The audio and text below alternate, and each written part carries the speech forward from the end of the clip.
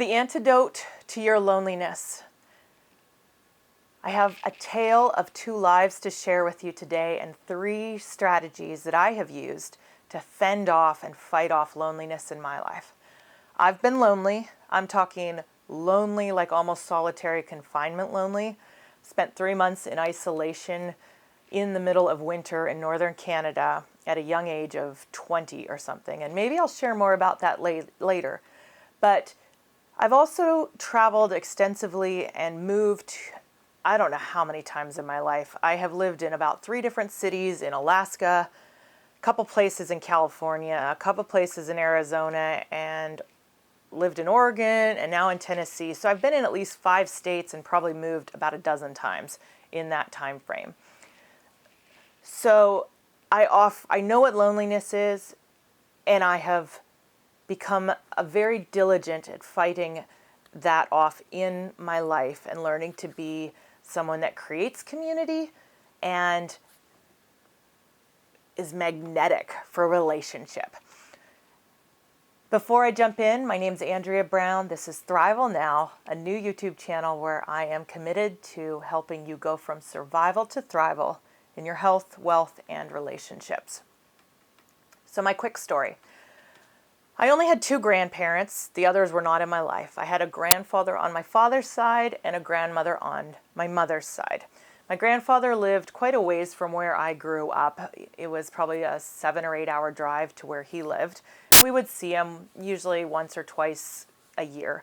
My grandmother lived briefly with us for 3 or 4 years when I was a young child, and then later lived about a half an hour away from us in a small community outside the town that I grew up in. My grandfather was very self-focused. As I grew older and he grew older, it seemed like he became more ornery, more bitter at the world, and more difficult to be around. But if I was to describe kind of what led him down that track of bitterness and ornery and being mean and difficult, it was very much that he was self-focused. I don't have very many memories of him asking questions about my life, inquiring or trying to be involved in any way in my life or many people's around him. I don't remember him being very generous with much resources or time or money. Very limited that way. My grandmother, on the other hand, was very generous in every way. Generous with her time, her money. She wasn't rich, but the little that she had, she shared and was generous. She made handmade gifts. She sent cards. She served and volunteered in her community in many different ways. And what I remember noticing about my grandmother was that she, especially as the years passed, how poignant it was that she rarely ever complained. I have very few memories of her ever complaining or being angry at the world or other people or discouraged or disappointed or wallowing in being very self-focused. She was very other-focused. And the fact is that when they died, my grandfather, hardly anyone even in his own family attended his funeral. Maybe a handful of people in the community that he lived in.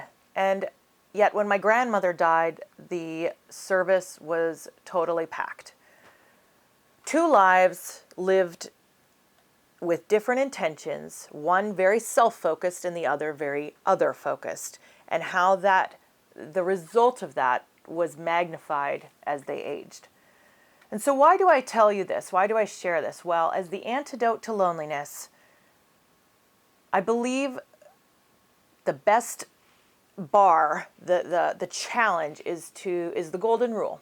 Do unto others what you would have done unto you. There's other similar sayings, given it'll be given unto you, pressed down, shaken together, and running over, and it'll spill into your lap kind of idea. The idea is that what you're looking for in life, if you are lonely and you need relationship, you need to give relationship. You need to become other-focused in order to receive that back and have that fill that hole and that emptiness and that kind of that place of desperation that you have. And so Before I share those 3 strategies, there is something you need to understand about being other focused. To be other focused, you have to stop wallowing in that pain and misery of your loneliness. You have to just say enough is enough. I'm going to think about someone else now. I'm going to become focused on someone else. To get out of this place of loneliness, I am going to stop only focusing on myself, and I am going to look outward, and I'm going to focus on someone else. Because the truth is, there is someone that is more lonely than you are. There is someone in a worse place than you are. There is someone that has it much more difficult. Maybe they're not lonely, but maybe they're discouraged. Maybe they're facing an illness. Maybe their child's facing an illness. Maybe they've just gone through a divorce or had a death in the family. Maybe they've just lost their job or gone through a bankruptcy. It might not be that they are exactly lonely, but in their pain or whatever it is, by looking for other people and the challenges they're facing, you are going to turn everything around. And so stop being self-focused, begin to look outward, and then do something for someone else. And the 3 strategies that I offer in doing something for someone else are the tried and true strategies that I have used for years and years and years. The first thing, I will call someone. When I'm lonely, when I wish somebody would call me, when I am kind of just feeling that emotional pain, I will reach out to someone and I will call them. I'll go through my contact list and I will find somebody that I think needs some sort of encouragement, maybe just a listening ear, and I will reach out and I will not do an emotional dump on them. You have to be careful with this, because the first thing you want to do, and Mom, if you're listening to me, she for years was my go-to person and I did emotionally dump on her. But for everyone else, I tried to hold that back and it worked. And thankfully these days, there's not nearly the emotional dumping that I used to do for my mom, my sweet, treasured friend. But the idea is to, even though you're looking to connect with somebody and you're looking because you're desperate with your loneliness, holding that back just a little bit, asking questions about their life and how they're doing, and then making room to listen is important. Now, most people, if they have any reasonable communication skills, if you've asked about them and you've listened to how their life's going, they're going to make room. They're going to turn the tables and in a good way, and they're going to ask how you're doing, and they're going to make time to listen and care because you have cared for them. And it's amazing what that can do in the moment, just to be seen, just to be heard by someone else, just to share, maybe put it in words what you're facing and how you're feeling. The second strategy that I use is to write someone. I have for years, I like pen and paper, calligraphy pens, I like handwritten things. So I have enjoyed writing cards and letters and postcards, but it's powerful to send an email or a private message or a text. I would not encourage you to do this in a public place on the internet, like Facebook or Instagram. Don't post it in a public place. Send a private message or send a text, but do something similar in the text. Reach out, acknowledge that you've been thinking about someone else and that they're on your heart, maybe that you're something you've remembered about them, a word of encouragement, maybe that you're praying for them, that you offer to do something else if they need it, that you're thinking of them and that they matter. And in a similar way, you'll often find in that text exchange or that written exchange that person will look to reciprocate and ask how you are.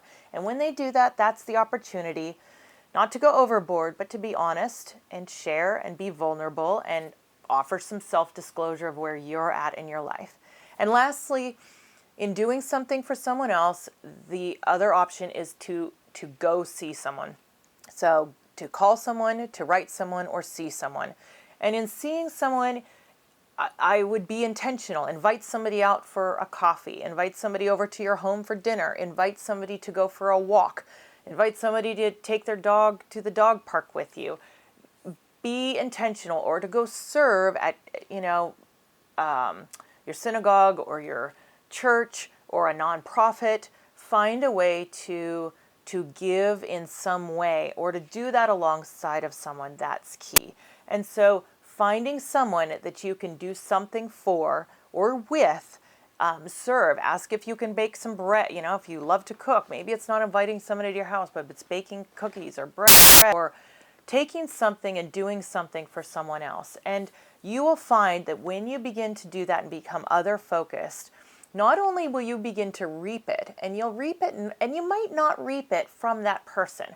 The principle of sowing and reaping does not always mean that when you sow it into this life, you get it right back. If I sow thoughtfulness into this person, that doesn't mean always that it's going to come right back from that person. But you are building, you're sowing seeds of thoughtfulness, you're sowing seeds of kindness. And what you'll find is that you will begin to reap that from other places that you weren't expecting it. People will go out of their way to give you kindness and to be thoughtful in your life. And you will find that this is the antidote to loneliness. I would love if you would share your comments with this experience, and if you have tried it, and if you haven't, then try it and check back and let me know how this works. It's important to me. And if you have any other suggestions or questions that I can answer or share, I would love to do that. I look forward to seeing you next time. Thank you.